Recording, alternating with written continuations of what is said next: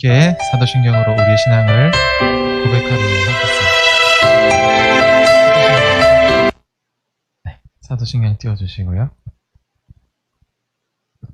전능하사 천지를 만드신 하나님 아버지를 내가 믿사오며 그 외아들 우리 주 예수 그리스도를 믿사오니 이는 성령으로 잉태하사 동정녀 마리아에게 나시고 본디어 빌라도에게 고난을 받으사 십자가에 못 박혀 죽으시고 장사한 지 사흘 만에 죽은 자 가운데서 다시 살아나시며 하늘에 오르사 전능하신 하나님 우편에 앉아 계시다가 저리로서 산자와 죽은 자를 심판하러 오시리라.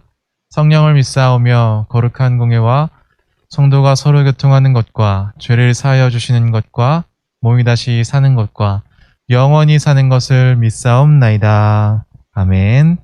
우리 찬양 예수를 함께 하시네 함께 찬양하시겠습니다.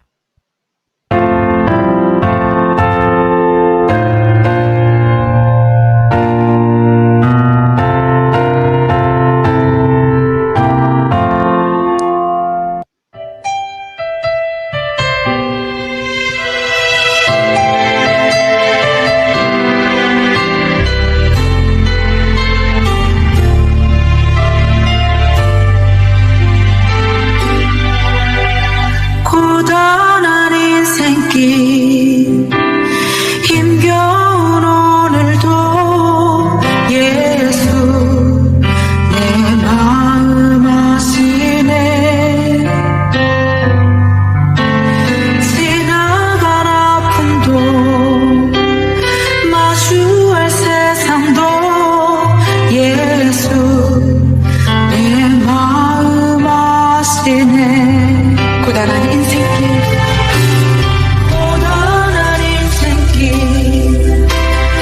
힘겨운 오늘도 예수 내 마음 아시네. 지나갈 아픔도 마주할 세상도 예수 내 마음 아시네. 믿음의 눈으로 주를 보리. 이 또한 지나가리라. 주어진 내 삶의 시간 속에 주의 뜻 알게 하소서.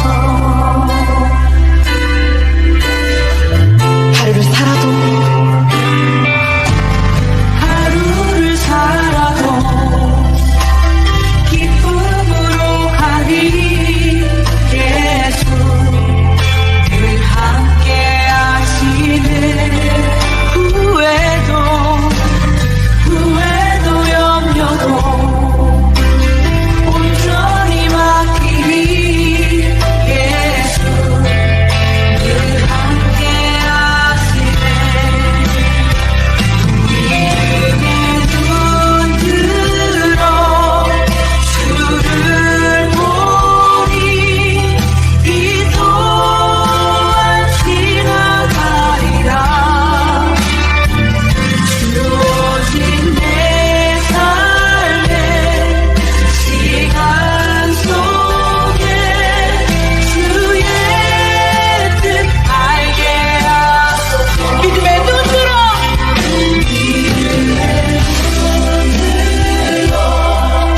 주를 보리. 이 또한 지나가리라. 주어진 내 삶의 시간 속에 주의 뜻 알게 하소서.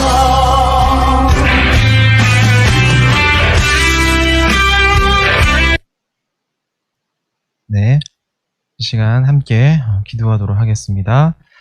사랑해 주님 아버지 은혜를 감사합니다. 오늘 이 시간도 우리 사랑하는 청년들 마음을 드리고 또 우리 시간을 구별하여 하나님 앞에 예배하며 나아갑니다. 우리의 예배를 주님 기쁘게 받아주시옵고 이 예배가 정말 하나님 보시기에 합당한 예배되게 하여 주시옵소서. 우리 사랑하는 청년들, 오늘 이 시간 주님 앞에 온전히 집중하며 그 음성에 귀 기울이는 시간 되게 하시고, 오늘 또 우리 공동체에게 무엇라 말씀하시는지 귀 기울이며 하나님 안에 그 풍성한 복을 누리는 귀하고 복된 시간 되게 하여 주시옵소서. 감사를 드리며 예수님의 이름으로 기도드립니다. 아멘. 오늘 함께 읽을 말씀은 사도행전 10장 34절에서 48절 말씀입니다. 사도행전 10장 34절에서 48절 말씀.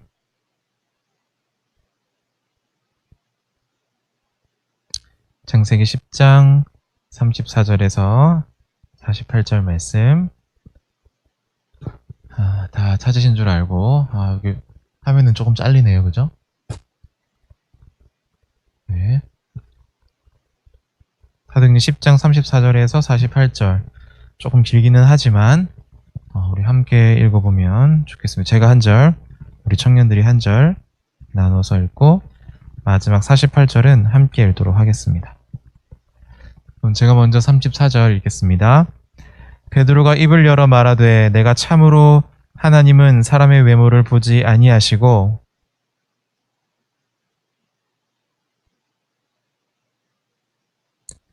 만유의 주 되신 예수 그리스도로 말미암아 화평의 복음을 전하사 이스라엘 자손들에게 보내신 말씀,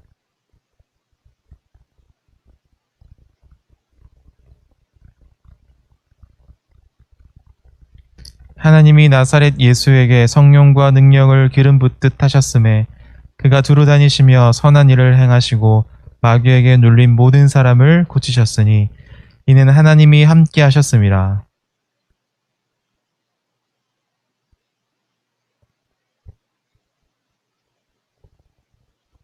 하나님이 사흘 만에 다시 살리사 나타내시되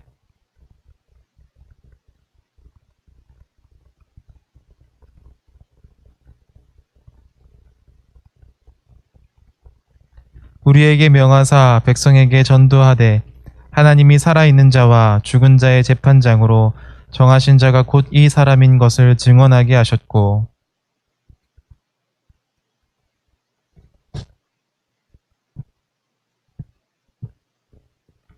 베드로가 이 말을 할 때에 성령이 말씀 듣는 모든 사람에게 내려오시니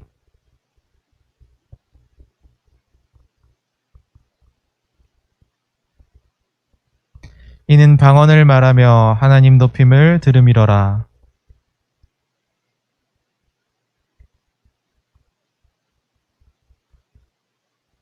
함께 읽겠습니다. 명하여 예수 그리스도의 이름으로 세례를 베풀라 하니라. 그들이 베드로에게 며칠 더 머물기를 청하니라. 아멘. 네, 여러분 반갑습니다. 한 주 잘 보내셨죠? 네. 사도행전을 읽으면 오늘 본문 말씀을 통해서 기독교 설교의 원형의 모습에 가까운 베드로의 설교를 우리가 발견하게 됩니다. 사도행전 2장부터 시작해서 3장에 한 번, 또 4장에 한 번, 5장과 또 10장에 한 번 이렇게 총 5번에 걸쳐서 베드로의 설교가 등장을 합니다. 우리는 오늘 이 말씀, 즉 이 사도의 설교를 좀 깊이 살펴볼 필요가 있어요. 2000년 교회 역사 중에서 이 설교는 많은 변화들을 겪어왔습니다.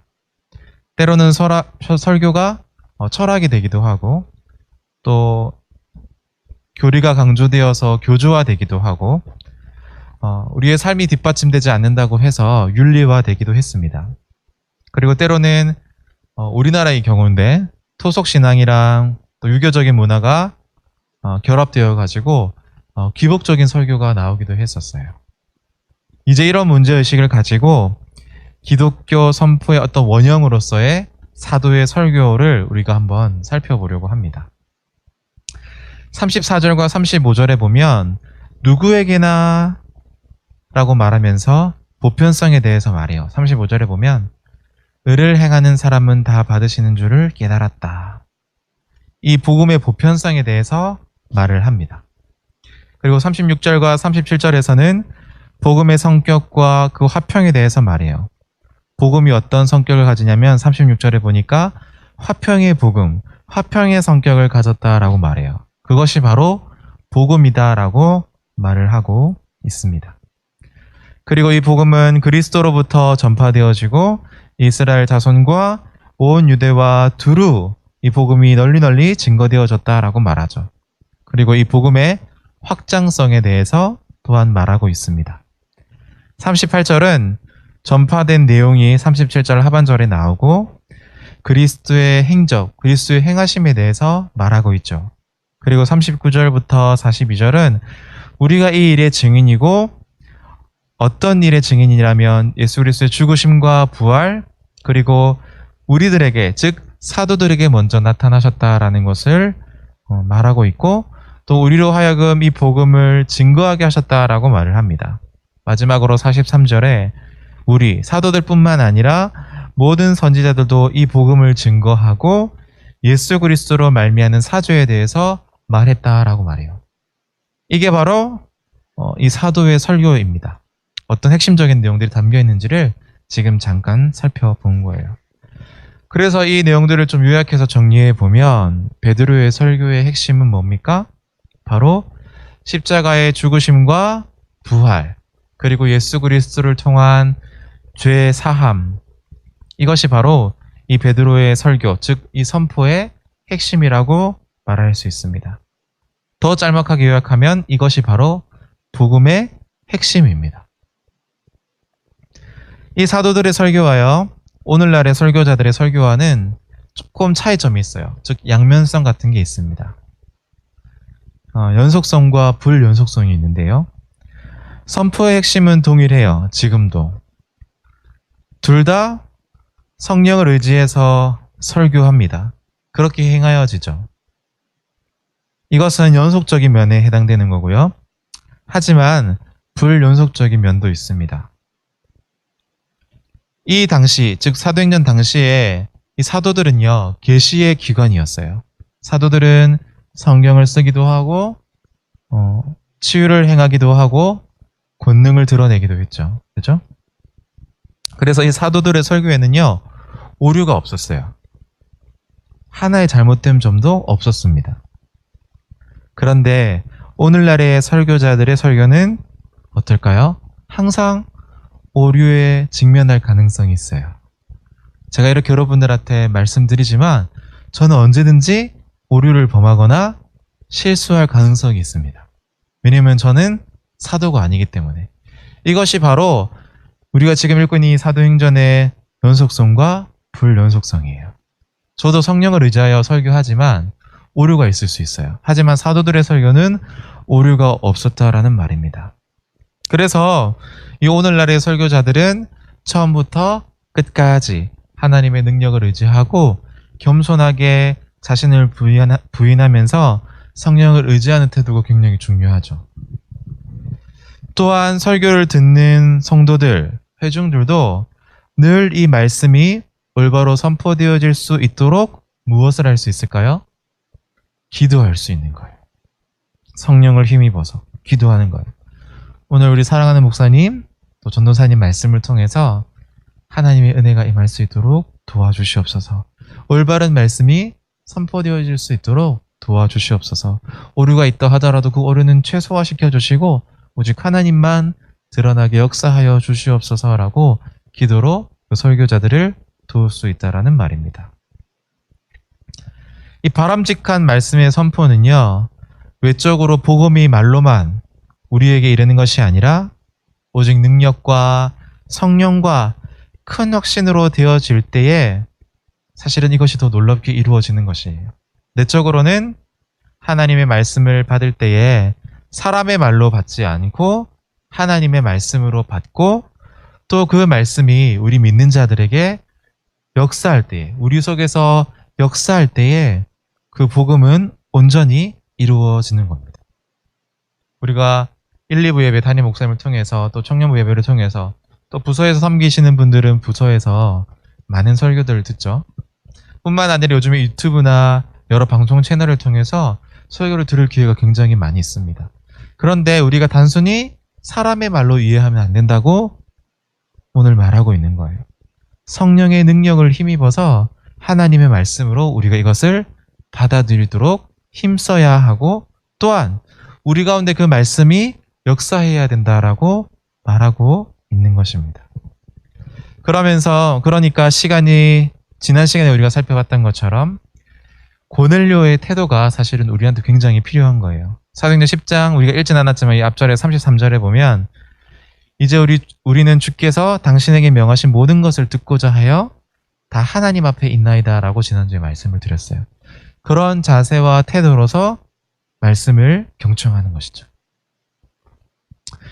오늘 44절 말씀에 보니까 베드로가 이 말을 할 때에 성령이 말씀 듣는 모든 사람에게 내려왔다라고 말을 합니다. 말씀과 성령, 말씀을 듣고 있을 때에 성령께서 강림하신 거예요. 놀라운 일이죠. 우리도 이 성령을 사모해야 합니다. 우리가 말씀을 듣고 있을 때에 우리 심령 가운데 성령님께서 뜨겁게 역사하시도록 간구해야 합니다.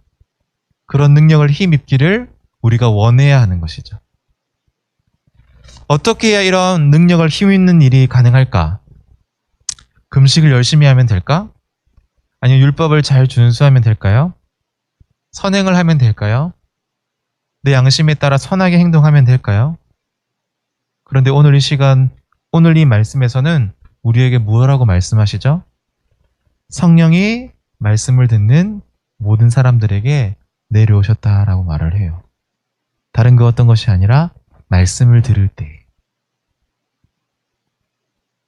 이 문제와 관련해서 갈라디아서는 우리에게 더 확실한 응답을 요구하고 있습니다. 사도는 이 갈라디아 교인들에게 물어요. 갈라디아서 3장 5절 말씀인데, 너희에게 성령을 주고 너희 가운데 능력을 행하시는 이의 일이 율법의 행위에서냐 듣고 믿음에서냐라고 묻습니다. 그리고 이 바울은요, 성경에 대해서 계속해서 말합니다. 그래서 그 결론은 율법의 행위에 의해서가 아니라 듣고 믿음에서였다라고 결론을 합니다. 성령이 임하시고 그의 능력을 힘입게 되는 이 모든 일들이 어떤 우리의 수고로움과 노력과 공로가 아니라 하나님의 은혜에 의한 것이라고 사도 바울이 강조해서 갈라디아 교인들에게 말하고 있는 거예요. 우리가 이것을 좀 깊이 기억해야 합니다. 말씀을 듣는 중에, 또 듣고 믿는 중에 성령의 역사가 일어난다라는 거예요. 신앙생활에 있어서 이처럼 말씀을 가까이 하는 것은 매우 중요합니다. 그래서 사실은 이렇게 나와서 예배를 드리든 또는 온라인으로 예배를 드리든 말씀을 듣는 그 자리가 너무나 귀하고 소중한 자리라는 말입니다.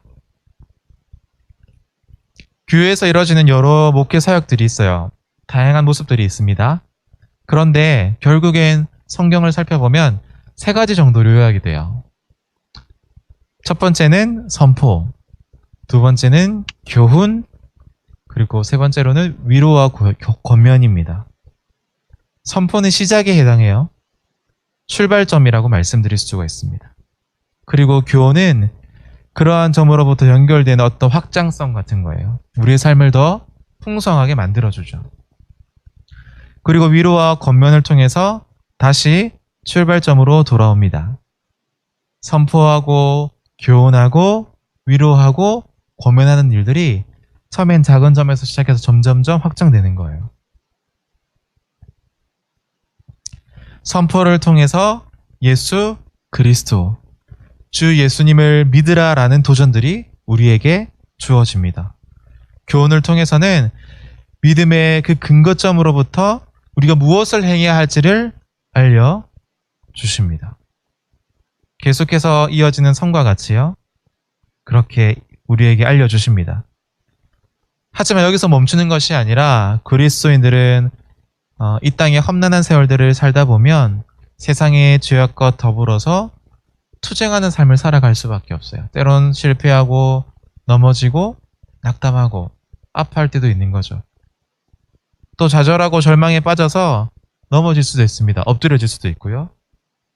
바로 여기에서 오늘 세 번째로 말씀드린 복음의 위로와 권면이 필요한 것이죠.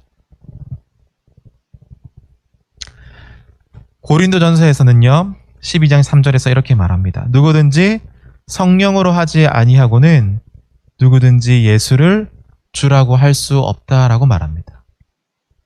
갈라디아서에서는 너희가 이같이 어리석으냐 성령으로 시작하였다가 이제는 육체로 마치겠느냐라고 말을 합니다. 이렇게 볼 때 하나님의 일은 처음부터 끝까지 성령께서 역사하시는 결과라고 말할 수가 있을 것 같아요. 그리고 여기에서 또 바로 어떤 과정과 점진성 이런 것을 우리가 확인하게 됩니다. 성경을 보면 로마서 1장 17절에 믿음에서 믿음에 이르게 된다라는 표현이 있어요. 그리고 고린도서 3장에 보면 영광으로 영광에 이르게 된다라는 말이 있습니다. 그런데 오늘 우리가 이 말씀을 통해서 성경에는 없지만 이런 말도 할 수 있을 것 같아요.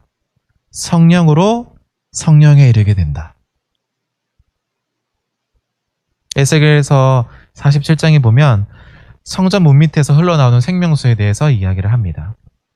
이것은 확장되어지는 하나님의 구원의 역사를 말해요. 우리는 점점점 쪼그러드는 것 같고 교회가 어려워지는 것 같고 코로나 시대니까 점점점 우리 신앙이 위축되어지는 것처럼 보이잖아요. 그런데 그렇지 않아요. 하나님의 구원의 역사는 계속해서 확장되어지는 것을 오늘 성경은 분명하게 말하고 있습니다. 이 헌상의 내용은 이런 건데요. 성전 동편 문지방에서 이 물이 흘러나오기 시작해요. 그 시작한 물이 흘러넘쳐서 발목에 이르고 무릎, 그리고 허리, 그리고 건너지 못할 강이 되는 것을 에스겔서에서 말씀합니다. 하나님의 구원하시는 생명의 역사는요, 이 성령의 역사와 연결된다는 것을 보여주고 있고, 어떻게 이 하나님의 구원이 확장되는지를 이 에스겔서에서 말하고 있는 겁니다. 이러한 본문과 오늘 말씀을 비추어 보면 성령에서 성령으로 이러한 생각들이 여기 많이 담겨져 있는 것이죠. 믿음에서 믿음으로, 영광으로 영광에, 성령에서 성령으로, 이러한 점진적인 과정 속에 성령의 역사는 필수적이고 없어서는 안 될 것이라는 겁니다. 그런데 우리는 왜 이런 성령이 꼭 필요할까요? 왜 없어서는 안 된다라고 계속해서 성경은 강조하면서 말하고 있을까? 그것은요, 우리의 피조성과 죄성의 근거예요. 우리는 창조주가 아니죠. 누군가에 의해서 지음받은 존재입니다. 피조성을 가지고 있고요. 또 두 번째는 죄성입니다. 우리는 다 내가 주인이 되고 싶어하고 내가 왕이 되고 싶어하는 죄성이 있어요. 이러한 죄성은 영적인 무능력을 말하는 겁니다. 우리 힘으로는 결코 영생에 이르지를 못합니다. 그러므로 그 구원을 위해서는 하나님의 놀라운 은혜가 우리 가운데 필요한 것이죠. 이와 같은 배경 속에서 성경은 시종일관 한결같이 구원을 위한 성령의 역사를 우리에게 말하고 있습니다. 그래서 구원에 이르기 위해서는 자율 대신에 신율이 요청된다는 거예요. 하나님께서 우리에게 자유의지를 주셨습니다. 종교개혁자 칼빈도 자유의지에 대해서 굉장히 강조하면서 말해요. 여러분, 자유의지가 뭘까요? 자유의지. 조금 쉽게 말하면 우리 마음대로 할 수 있는 힘입니다. 오늘 내가 교회 가는데 뭐 입고 가지? 우리가 선택했죠. 이것이 우리가 가지고 있는 자유의지입니다. 오늘 저녁에는 황금 올리브 치킨을 먹고 싶어. 그 주문해서 먹는 것 우리의 자유의지입니다. 우리가 마음껏 할 수 있는 것이 자율입니다.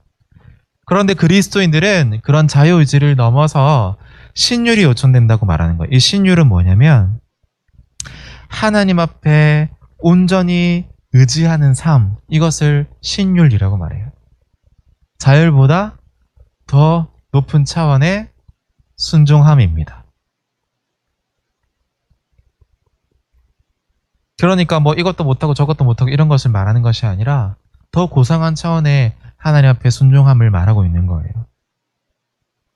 항상 그래서 여러분들 성령의 역사를 기대하시기를 바랍니다.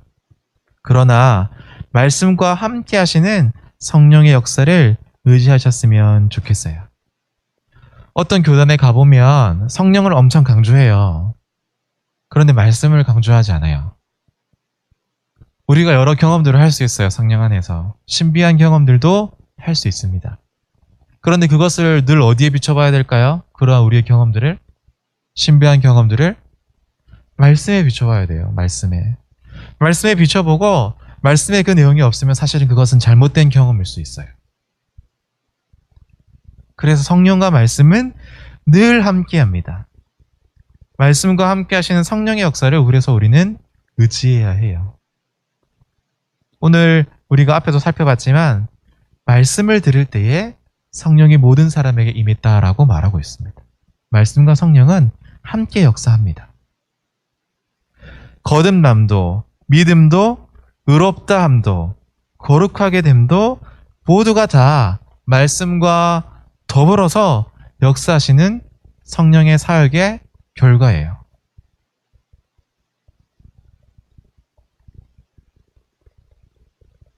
말씀과 더불어 역사하시는 성령, 우리 가운데 함께 하소서, 그리고 우리를 날마다 새롭게 하소서라고 우리 공동체가 함께 기도할 수 있어야 합니다. 요즘 이제 코로나가 많이 길어지니까 사실 좀 답답하기도 하고 우울하기도 하고 요즘에 기사들을 보면 우리 청년 세대가 참 어렵겠구나 그런 생각들을 많이 해요. 자, 이럴 때 우리가 어떤 기도를 하나님 앞에 드릴 수 있을까? 우리의 마음이 성령 안에서 날마다 새로워지게 하소서. 우리의 환경과 상황을 보면 답답하고 불평불만투성이밖에 없어요. 그런데 계속 이러한 상태로 우리가 함몰되어 있을 수 없습니다. 그렇다고 막 억지로 막 긍정적인 힘을, 이미지를 생각을 해라 이렇게 말하는 것이 아니라 성령님을 의지해서 새로운 마음을 나에게 주십시오. 오늘 하루도 살아갈 때에 나를 새롭게 하여 주시옵소서. 우리의 의지로는 결코 그렇게 할 수 없어요. 오직 성령님만이 우리를 새롭게 하실 수 있습니다. 마지막으로 45절에 보면 놀람에 대한 표현이 있어요. 놀람. 45절 볼게요. 베드로와 함께 온 할례 받은 신자들이 이방인들에게도 성령 부어주심으로 말미암아 뭐라고 하죠? 놀랐다라고 말해요. 놀랐다. 누가 놀라는 거예요? 베드로와 함께 온 할례 받은 신자들이 놀랐다라고 말합니다. 왜 놀랐을까요? 당연한 거 아닙니까? 지금 우리의 상황에서 생각해보면 당연한 일이에요. 근데 왜 놀랐을까? 이방인들에게도 성령이 부어졌기 때문에 오늘 놀랐다라고 말합니다. 베드로는요, 지난주에도 살펴봤지만 많은 편견으로부터 자유로워졌어요. 하지만 그 베드로는 더 깊은 변화를 위해서 더 많은 편견의 깨어짐과 변화들이 필요했어요. 우리도 마찬가지입니다. 예수 그리스도 안에 있어서 우리는 좋은 사람이야 스스로 생각할 수 있죠. 나 스스로 믿음이 좋은 사람이야 라고 말할 수 있을지 모르겠어요. 아니요. 저도 마찬가지고 여러분들도 마찬가지입니다. 끊임없이 말씀 앞에 변화되어져 가야 해요. 우리 안에 편견들, 우리 안에 고정관념들, 아집들, 우리 욕심들, 고집들을 다 깨어부셔야 해요. 계속해서 하나님 말씀 앞에 우리가 바르게 교육받아야 한다는 겁니다. 없어져야 할 편견들. 어떻게 이 정도까지 이방인들을 동일하게 취급할 수 있을까 하는 어떤 그런 의문점들이 베드로 안에 남아 있었던 거예요. 이와 같은 경향성들은요, 우리 안에도 많이 있습니다. 왜 이런 모습들이 우리 안에 있을까? 이것은 바로 죄성이에요, 죄성. 뿌리 깊은 죄성의 결과입니다. 지난번에도 제가 말씀을 드렸지만 우리가 장애인을 볼 때 어떻게 생각해요? 멋쩍게 도와주는 사람도 많이 있겠죠. 그런데 대부분은 곁에 머물거나 도와주기를 불편해합니다. 외국인들 얘기해 볼까요? 우리보다 잘 사는 서구권, 유럽이나 서양권의 사람들은 굉장히 좋아해요. 흥미를 가지고 이렇게 우호적으로 대합니다. 자, 그런데 우리보다 잘 못 사는 동남아 사람들을 우리는 좀 어떻게 대할까요? 어떤 시선으로 바라볼까? 우리 안에 있는 편견들, 우리 안에 박혀있는 뿌리 깊은 죄성들을 이런 예를 들지 않아도 아마 스스로 다 발견할 수 있을 거예요. 하나님께서 우리 가운데 그렇게 역사하셨건만, 이 베드로 가운데 그렇게 역사하셨건만 아직도 교정되어야 할 부분들이 남아있는 겁니다. 저도 마찬가지. 사도행전에 보면 이 베드로가 5번이나 설교를 하거든요. 사도잖아요. 아까도 말씀드렸지만 오류가 없는 사람이라고 말씀을 드렸습니다. 그 설교에는 오류가 없다고 말씀드렸습니다. 그런데 여전히 이 사도 베드로도 연약한 부분을 가지고 있어요. 하물며 우리는 어떨까요? 우리도 사실은 그 죄성 때문에 한없이 연약한 인생들입니다. 이처럼 존재와 의식 이런 것들이 변화되고 새롭게 되어진다는 것은 굉장히 어려운 문제예요. 여러분, 나 자신이 얼마나 괜찮은 사람인가를 제대로 판단할 수 있는 가장 좋은 기회가 뭘까요? 결혼하지 않은 사람들은 이걸로 저는 판단할 수 있을 것 같아요. 약한 사람, 우리보다 연약한 사람들을 어떻게 대하는가? 힘이 없고 연약한 자들을 어떻게 대하는 걸 통해서 그 사람을 알 수 있어요. 물론 100%는 알 수 없겠죠. 예를 드는 겁니다. 두 번째로, 결혼을 한 사람들은 어떻게 알 수 있냐면 아내와 아이를 대하는 태도를 통해서 그 사람을 알 수 있어요. 제가 그런 걸 요즘 너무 많이 느낍니다. 결혼하고 아기를 낳으면 아내에게 어떻게 대하는지가 많이 달라져요. 왜냐면 체력적으로 힘들기도 하고 또 아기가 떼쓰기도 하고 밤에 잠 안 자기도 하고 제때 먹지도 못하고 잠도 잘 못 자고 이러면 그렇게 사랑했던 아내도 어떻게 대할까요? 짜증 섞인 말투로 불평 불만이 담긴 마음으로 대하게 돼요.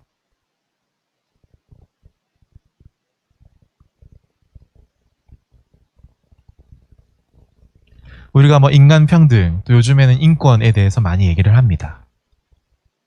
그런데 정작 검은 피부를 가진 사람을 만날 때에 우리는 어떤 마음의 태도를 가지냐는 거예요. 사실 우리 자신이요, 어떤 유색 인종의 어떤 이 유감을요, 표현하면서도 동일한 죄에 빠져 있는 거예요. 우리도 사실은 그 서구권 있잖아요. 백인들한테 아시아계가 무시받잖아요. 그죠?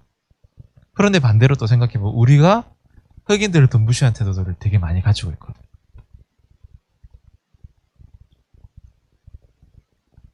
성령으로 성령에 의한 역사가 아니면 이러한 우리의 자세와 태도들은 사실은 변화시킬 수 없는 어떤 우리의 경향성 같은 거예요. 47절에 보십시다. 47절에 보면 이에 베드로가 이르되 이 사람들이 우리와 같이 성령을 받았으니 누가 능히 물로 세례 베품을 금하리요 하고 라고 말합니다. 베드로가 이렇게 말한 건요, 베드로가 얼마나 자신이 가지고 있는 어떤 생각 속에서 이 이방인들을 대하는 태도가 소극적인지를 보여주는 구절이에요. 그래서 우리는 이런 본문을 보면서 두 가지 정도를 생각할 수 있습니다. 마지막으로. 첫 번째는 인간은 할 수 없구나라는 인간에 대한 절망이에요. 인간은 결코 할 수 없습니다. 사람은 잘 안 바뀐다 그러죠. 세상에 놀리고 정말 성령에 의해서는 인간은 할 수 없는 존재예요. 사실은 아무것도. 또 다른 측면에서 보면 베드로가 이 시간에 자기 주장을 포기하는 겸손과 변화의 측면도 있다는 것을 우리가 볼 수 있어요. 47절 다시 볼까요? 이에 베드로가 이르되 이 사람들이 우리와 같이 성령을 받았으니 누가 능히 물로 세례 베품을 금하리요. 이방인들도 하나님 앞에 성령의 역사 앞에 동일하게 세례를 받아야 될 존재라고 인정합니다. 우리가 여기서 자기 주장을 포기하는 겸손한 베드로, 변화된 베드로의 모습들을 볼 수 있죠. 그럼 우리는 어디에 머무를까요? 그죠? 우리는 아무것도 할 수 없는 인간인 측면에서 머무를까? 아니면 여전히 괴롭고 어려운 일이긴 하지만 계속해서 하나님의 말씀대로 변화되어지고 겸손해지고 우리의 생각과 고집들을 내려놓고 하나님의 말씀에 순종한 자리에 설 것인가는 이제 우리의 몫이 된 것입니다. 오늘 하나님께서 우리에게 말씀하고 계세요. 성령에서 성령으로 너희들이 변화되어라. 그런데 그냥 너희들의 경험으로 변화되어지는 것이 아니라 말씀과 함께 역사하시는 성령으로 인해 변화되어져라 우리에게 도전하고 있습니다. 이번 한 주간 살아가실 때에 그 말씀을 가까이 함으로 성령의 역사를 우리의 삶 가운데 충만히 누리시는 우리 귀한 믿음의 청년들 되시기를 주님의 이름으로 소원합니다. 기도하겠습니다. 하나님 아버지 은혜를 감사합니다. 오늘도 성령을 통하여서 우리에게 말씀하여 주시고 감동 감화하여 주시니 감사합니다. 이 한 주 살아갈 때에 주의 말씀을 가까이 하고 또 성령께서 우리에게 어떻게 역사하며 우리 공동체에게 어떻게 말씀하시는지 귀 기울이며 살아가는 귀한 한 주가 되게 하여 주시옵소서. 그래서 한 주 뒤 만날 때에는 우리가 기쁨과 감사를 가지고 만날 수 있도록 하여 주시옵소서. 지금 이 시간과 상황이 우리의 마음에 들지 않고 또 넉넉지 않을지라도 늘 우리의 삶의 역사에서 배우하시는 그 성령 하나님의 인도하심을 신뢰하며 믿으며 이번 한 주도 그렇게 살아갈 수 있도록 도와주시옵소서. 예수님의 이름으로 기도드립니다. 아멘. 오늘 말씀 생각하며 하나님께 헌금드리며 찬양하도록 하겠습니다.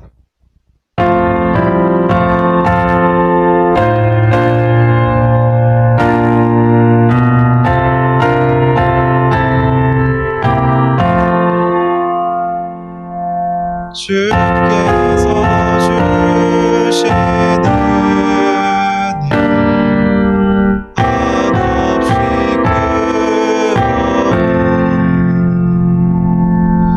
한없이 우리가 받은 것을 감사히 바치세 기쁨의 충만하고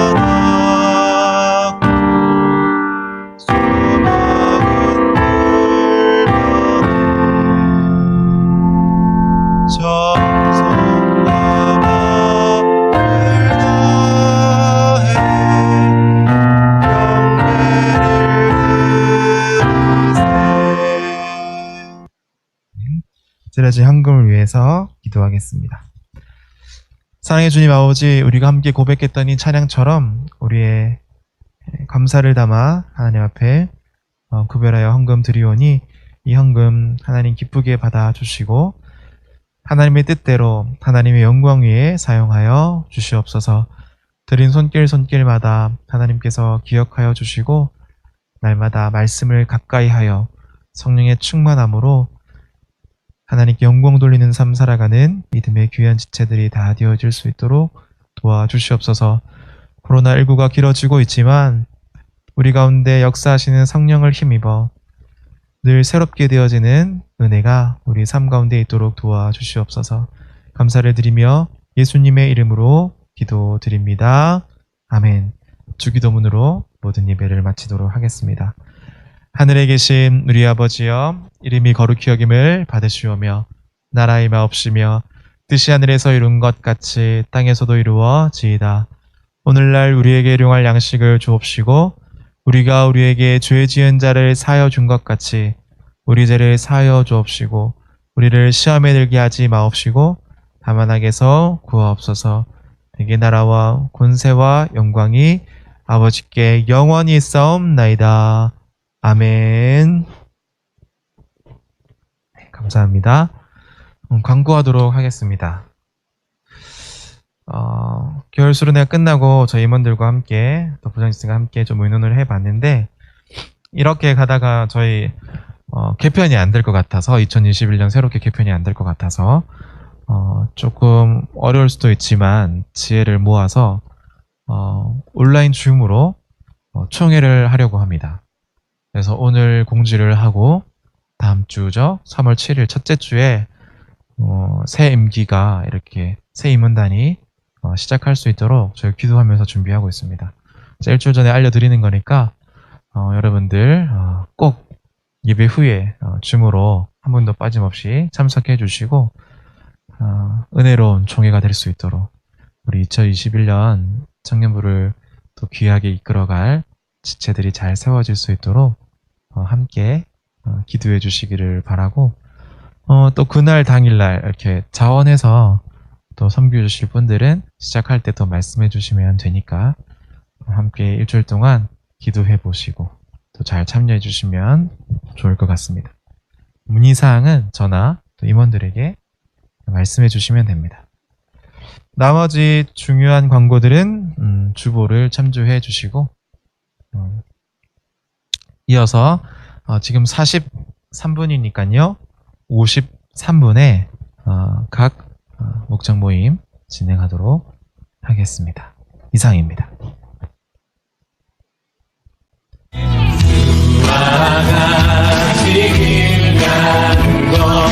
즐거운 일하니까 우리 주님 걸어가신 발 자신